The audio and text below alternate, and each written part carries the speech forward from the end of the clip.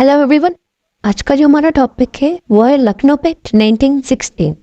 आज के टॉपिक में जो हम पढ़ेंगे वो ये है कि कांग्रेस और मुस्लिम लीग के बीच में एक एग्रीमेंट साइन हुआ था जिसको लखनऊ पैक्ट 1916 भी कहते हैं।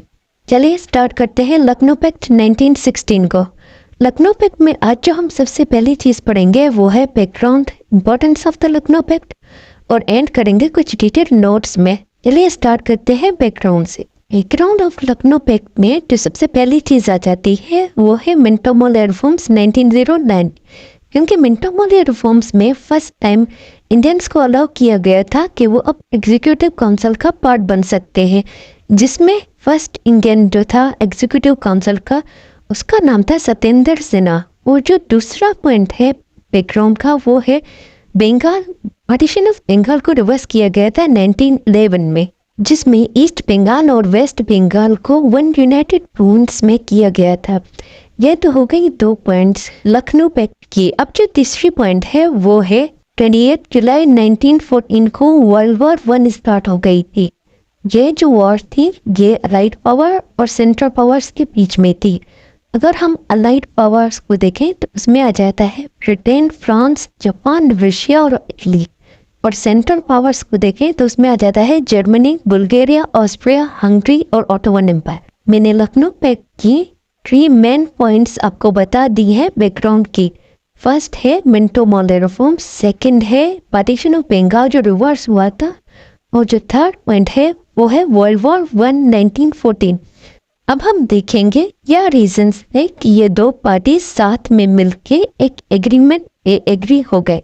जो मेन रीजंस बताए जाते हैं इन दोनों पार्टीज को साथ में लाने के वो ये है कि 1905 में जो पार्टीशन ऑफ बंगाल हुआ था उसमें हिंदूज को रियलाइज हो गया था कि ब्रिटिश डिवाइड एंड रूल की पॉलिसी कर रही है, और 1906 में तो मुसलमानों को भी रियलाइज हो गया। जो मुसलमानों ने एग्जीक्यूटिव काउंसिल में 2 इंडियन मेंबर की डिमांड की थी, एक हिंदू और एक मुस्लिम, बट ब्रिटिश ने 1909 जो मिंटो मॉर्ले रिफॉर्म्स हुए थे उन्होंने एग्जीक्यूटिव काउंसिल में सिर्फ एक मेंबर को अलाउ किया। और 1914 में जो वर्ल्ड वॉर 1 चल रही थी तो यही राइट टाइम था कि दो मेजर पार्टीज मिल के साथ में काम करें और एग्जीक्यूटिव काउंसिल में मेंबर्स की डिमांड करें।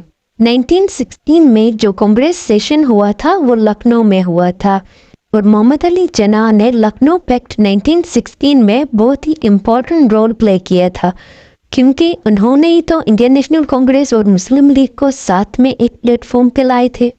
अगर हम थोड़ा बैकग्राउंड में जाएं तो मोहम्मद अली जिन्ना ने जो इंडियन नेशनल कांग्रेस थी वो 1906 में ज्वाइन की थी, और मुस्लिम लीग जो थी वो 1913 में ज्वाइन की थी।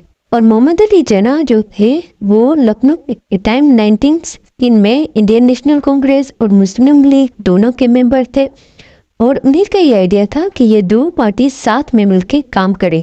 आई होप मॉडर्न हिस्ट्री का आज का लेक्चर लखनऊ पैक्ट का बैकग्राउंड आपको डिटेल में समझ आ गया होगा, क्योंकि मैंने डिटेल में बता दिया है कौन कौन से पॉइंट्स थे जिसकी वजह से लखनऊ पैक्ट साइन हुआ। अब हम लखनऊ पैक्ट की पार्ट 2 वीडियो में ये देखेंगे कि कौन कौन से एग्रीमेंट पे दोनों पार्टीज ने एग्री किया, इंडियन नेशनल कांग्रेस और मुस्लिम लीग। अगर आपको आज की वीडियो पसंद आई है तो प्लीज़ लाइक, शेयर, सब्सक्राइब कर दे, और कमेंट करके आप अपनी राय भी बता सकते हैं।